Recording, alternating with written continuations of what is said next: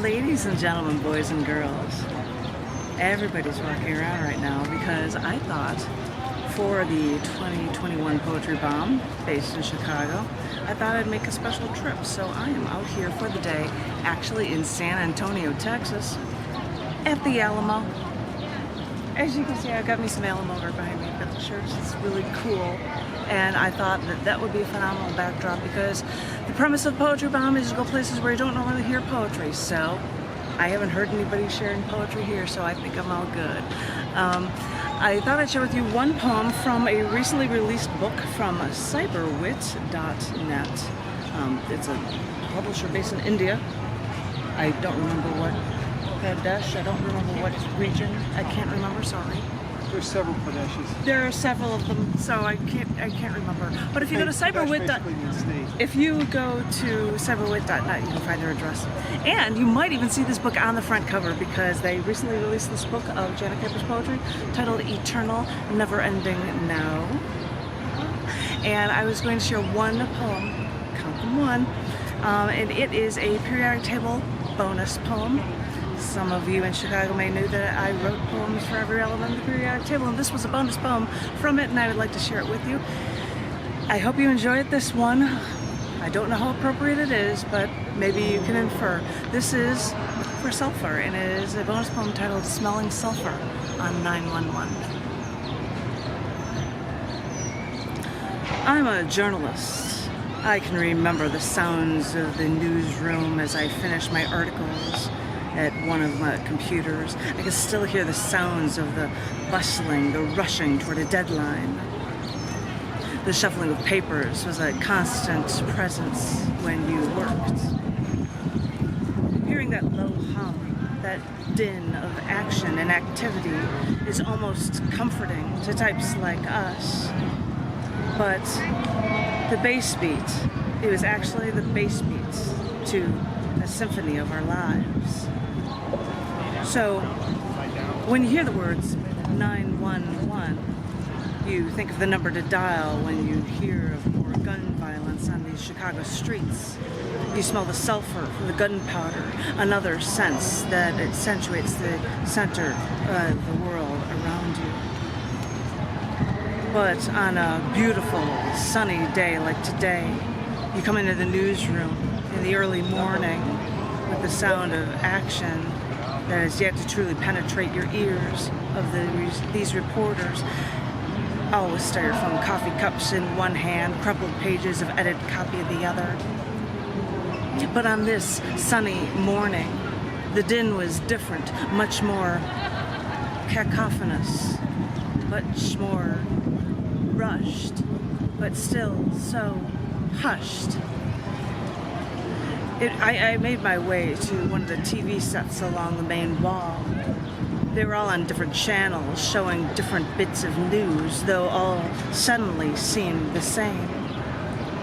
It looked like the newsroom was watching a movie as smoke poured from one of the Twin Towers.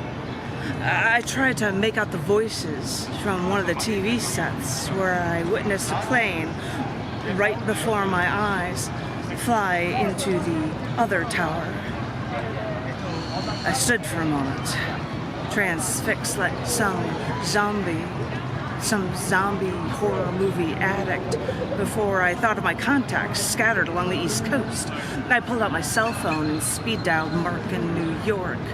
He had a meeting scheduled in the Twin Towers that morning, that the phone was so jammed so I dialed actually to Don, who is in town there for the week, but I was lost to computer simulated voices, forcing me to leave messages and scramble from afar.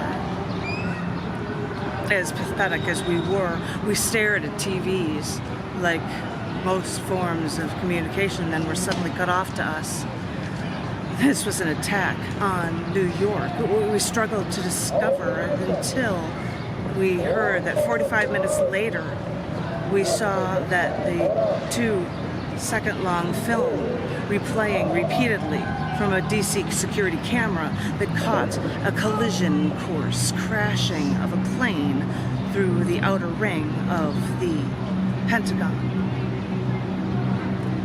Well, now the story has changed. Tried to get through to Dan in DC, but he was supposed to be in the Pentagon today. The phones cut me off, so we scrambled for any data, looking for a Chicago connection, the Sears Tower, the John Hancock Building. These are national icons. They may have been under attack.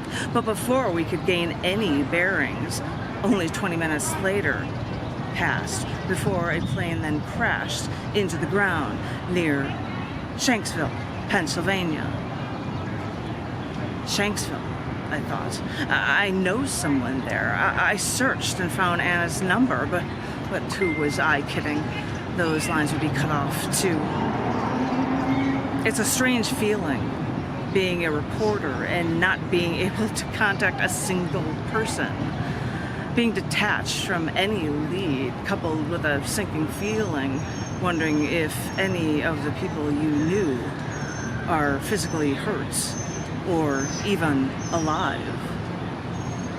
As a journalist, you really feel hopeless, but your hands are tied behind your back. We give the news. We're not supposed to feel so stranded. An hour after the Pentagon was attacked, the Sears Tower was evacuated.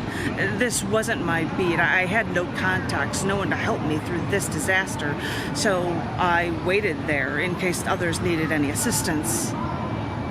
I sat back for a moment, left there to wait, thinking about Mark and Don in New York and Dan in DC and poor Anna. I'm sure she's not hurt, but they're all still cut off from me as I wait. And all I could do was wonder and wait. And clear your head of the people. I could hear myself saying to myself, you're a reporter, just break down the details. Break down the details of what you see, instead of thinking of this as another one of your human interest stories. The jet fuel, the drywall, all that paper in those offices, those people trapped. They're all hydrogen, carbon, oxygen. But wait a minute. In Chicago, I think of the sulfur smell when it comes to gunfire.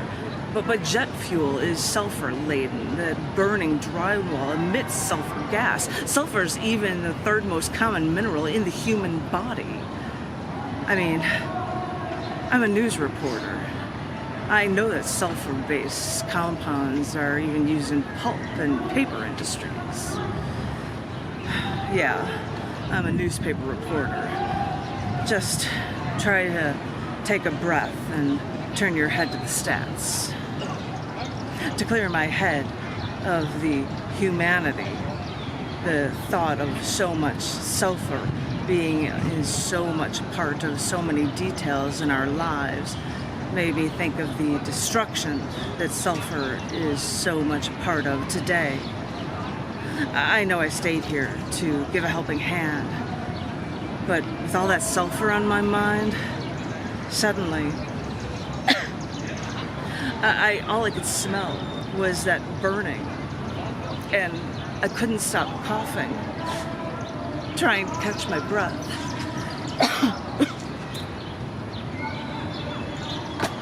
Hope that was vaguely intriguing for you guys. I just dropped that book for you, but that was from the cyberwit.net, India-based, 5.5 by 8.5 paperback volume titled Eternal Never-Ending Now of poetry of all sorts of things over, I think, 30 years.